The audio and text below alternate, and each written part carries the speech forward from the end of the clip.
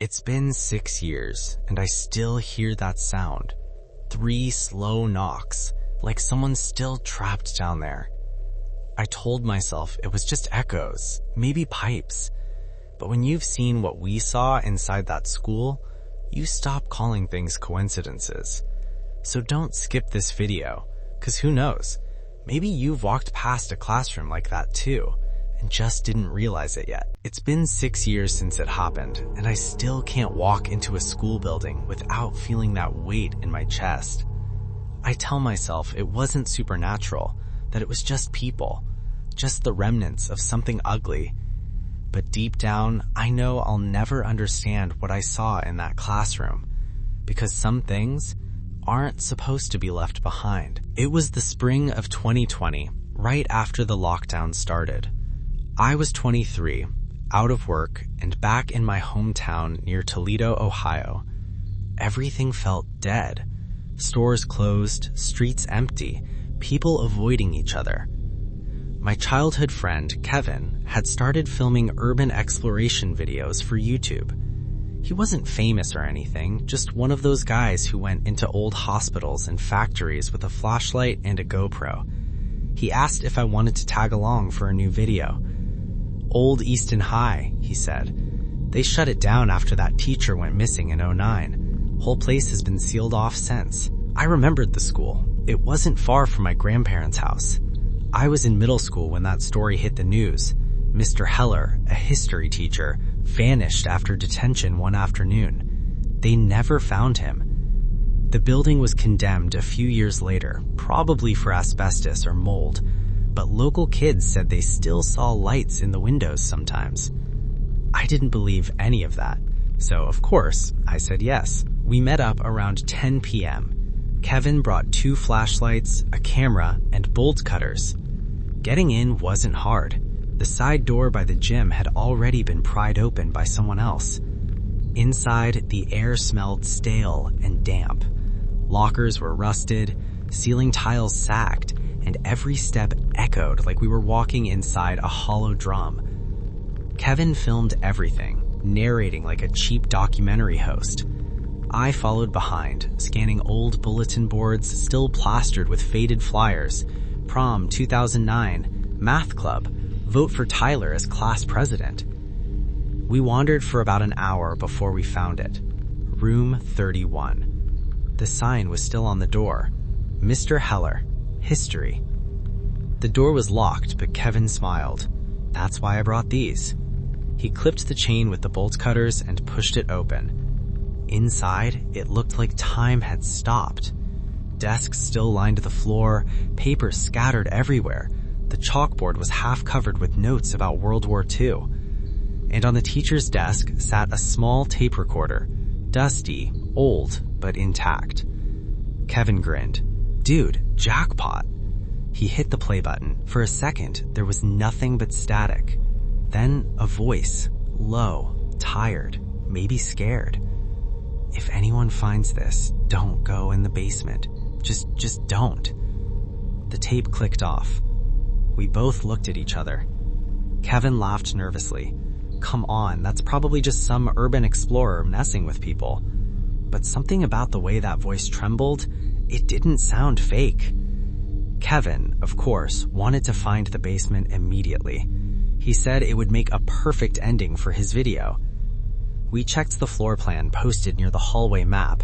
Room 31 was on the west side of the building, and there was a basement stairwell near the cafeteria. So we went. As we got closer, the air changed. It wasn't just colder, it was heavier, like breathing through wet cloth. My flashlight flickered every few seconds, and I swear I could hear something faint beneath the hum, like whispering, or maybe the sound of a slow, rhythmic drip. We reached the stairwell door. It had a "Do Not Enter" electrical hazard sign taped to it. Kevin shoved it open anyway. The basement was pitch black. Concrete floor, low ceiling, pipes overhead. The smell hit us instantly. Something rotten, metallic. We walked about 10 feet when Kevin stopped. There's light down here, he whispered. I looked where he was pointing. At the end of the hall, one fluorescent bulb flickered weakly above a half-open door. He started walking toward it. I didn't move. Something about that light felt wrong, too steady, too intentional for a place that hadn't had power in a decade. "Kev, maybe we should head back." He turned around, smirking. "Dude, we're fine. It's probably emergency power." Then the door at the end of the hall slammed shut. Hard. The echoes shook dust from the ceiling. Kevin froze. "Hello?" he called out. Silence. Then, faintly, something scraped across the concrete behind that door. We backed up towards the stairs, and that's when we noticed every other door in the basement was numbered, but the one that had slammed shut wasn't. No number, no handle, just a plain steel door. Kevin raised his camera. "If someone's down here, we're leaving, okay? We're just filming." No answer. He took a step closer. I stayed put. "Kev, let's go," I whispered. He reached for the door, and before he could touch it, a sound came from inside. Not a bang, not a voice, just a dull, wet knock. 3 times. He dropped the camera. When the flashlight beam hit the floor, I saw something that made my stomach twist. Footprints. Bare human footprints leading from the steel door towards us.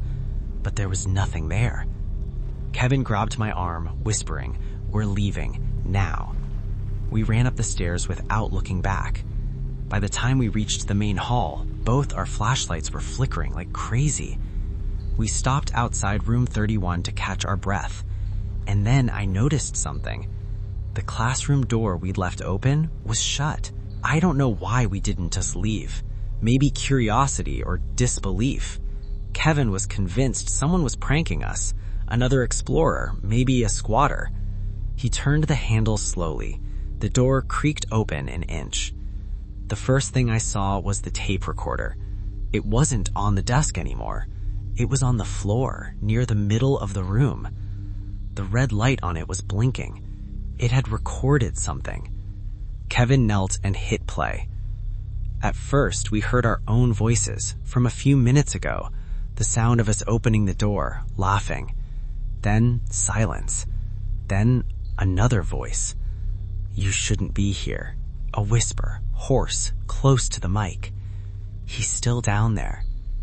Kevin stood up, backing away slowly. That's when the intercom crackled. Every school has those wall-mounted speaker boxes, dead for years, but now it hissed to life, spitting static, and through it, faintly, "Room 31.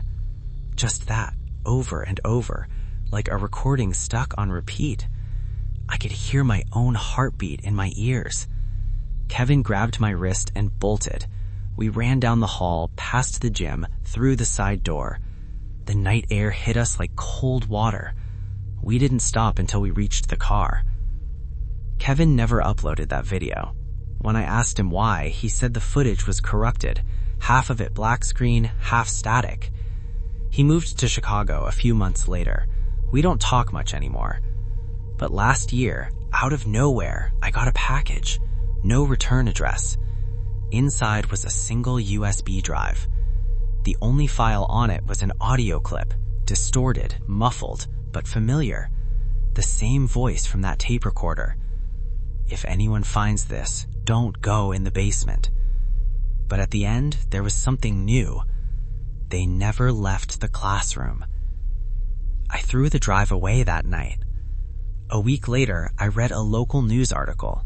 Easton High was being demolished to make way for apartments. The construction crew had unearthed something under the west wing, a sealed metal door, welded shut, leading to a smaller, undocumented room. Room 31. I've tried to convince myself it was just coincidence, that we heard echoes, pipes, or maybe some vagrant hiding in the basement. But sometimes, late at night, I'll hear a faint knock. 3 slow taps, coming from somewhere behind my apartment wall. And once, when I passed an old school building in Chicago, I saw a number scrawled on the fogged-up window. 31. maybe it's just my brain playing tricks. Or maybe, like that voice said, they never left.